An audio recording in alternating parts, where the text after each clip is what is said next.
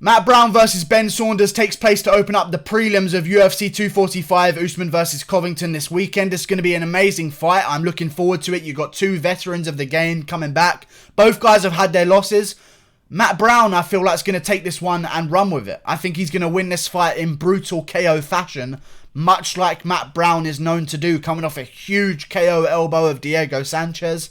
Then went on to say he was going to retire, but he's coming back for this Ben Saunders fight, which makes me think he's got a real good feeling he's going to win. I don't think if Matt Brown was offered a fight against RDA, Tyron Woodley, something like that, he would not return to the octagon. I highly doubt that he wouldn't do that. But against Ben Saunders, I think in the same reason he came back for the Diego Sanchez fight, I think he knows he's got a real good chance of going, getting in there, taking no damage, and getting a nice little paycheck, and maybe getting a brutal KO finish for a nice little bit of a bonus. I like Matt Brown. The record doesn't speak to his success because the start of his career and the end of his career have kind of been pretty bad. But there was that run right after he lost to Seth Brzezinski where he went on a streak of wins, including, and people really forget this, wins over Stephen Thompson, Jordan Mean, who at the time was actually a pretty decent fighter, Eric Silva, who again at the time, 2014, decent fighter. I mean, Tim Means, who now just bounced back with a huge win over Thiago Alves. And you look at the guys that Matt Brown's lost to, they're not bad. If you look at the only losses Matt Brown has had since 2012, I rate them as losses. You're talking about 2015, Big Rig Johnny Hendricks, pre-McDonald's, pre-USADA Johnny Hendricks, or maybe just after USADA Johnny Hendricks, whatever the fuck it was. That fucking juice was still coursing through his veins, okay? Loses to him. I don't blame him there. Loses to Robbie Lawler.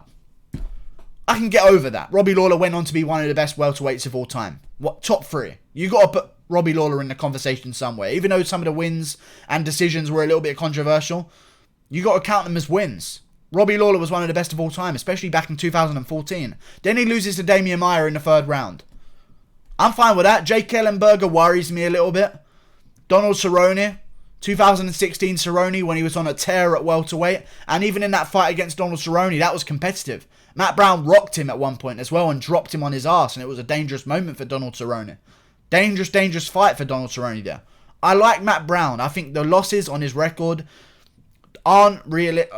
they don't speak to him winning or losing this fight with Ben Saunders. And also, I've got to talk about Ben Saunders here. Killer B.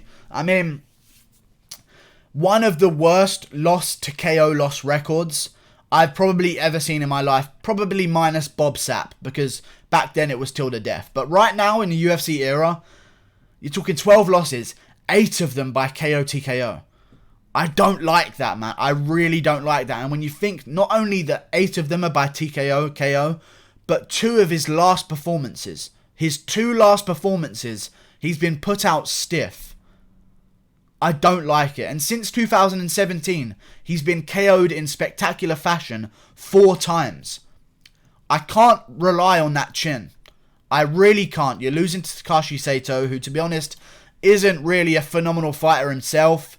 Lost to Bilal Muhammad recently as well. Lost to Glacchio Franco, whoever the fuck that is. Either way, I'm going with Matt Brown. I think he's going to get a dominant performance here. The size of Ben Saunders may be an issue, but I think the durability of Matt Brown is really going to come into effect here. And I think he's going to put on a spectacular performance. And I'm happy for him. I'm happy that he's going to put on a spectacular performance. I'm glad he's back, because I like guys coming back and making a little bit more money with their careers. I feel like that's always going to be a case with guys who want to retire. They're going to make the retirement call and then think, hang on, some of these guys that are still sticking around, like Ben Saunders, which I'm sure is what Matt Brown was thinking, I could beat that guy. I could go in there and KO that guy. Look what Takashi Sato just did to him. Look what fucking Lyman Good just did to him. Look what Alan fucking Joban just did to him. You know, like, when you see that happen, I just can't bet with Ben Saunders. I just can't do it. I refuse to. He's a huge man for 170, which I also think is to his detriment, because he has to cut so much weight, and obviously that might lead to the reason that he's lost 8 KO losses, 2 in a row. I'm going with Matt Brown. I don't see Ben Saunders being able to finish him. And even if you look back in Ben Saunders' career, some of the losses he's had have been fucking brutal. He had to fight Lima twice. One loss to Lima wasn't enough punishment for him. He had to lose to him twice, both in devastating fashion. I mean, that body shot head kick combo from Douglas Lima is one of the best KOs to this day. Wilder style. To this day! That Lima KO was nasty. I just can't bet on him. I really can't bet on him. He lost to Patrick Cote by TKO. Lost to Mike Swick. I mean, that's okay, I guess, for the time. Peter Sabota KO'd him. Alan Jouban KO'd him. Sergio Moraes submitted him. Lyman Good KO'd him. Takashi Saito KO'd him. I'm going with Matt Brown. People forget about Matt Brown, man. I think he's so underrated. In his streak, where he lost to Seth Brzezinski, and people are thinking, this is just going to be a journeyman. He's never going to string any wins together. All of a sudden, Matt Brown goes, Chris Cope, Stephen Thompson, Wonderboy. Wonderboy. Teaches Wonderboy a valuable lesson in wrestling and pressure. A real valuable lesson. Luis Ramos, Mike Swick, Jordan Mean, who at the time was an amazing fighter, Mike Pyle, Eric Silva. I like Matt Brown here. I think he's going to get a dominant performance. I think he's going to get a first round KO, walk-off, brutal finish. He's not a small welterweight himself. Ben Saunders is a huge guy, but I think that weight cut's going to be a problem for him.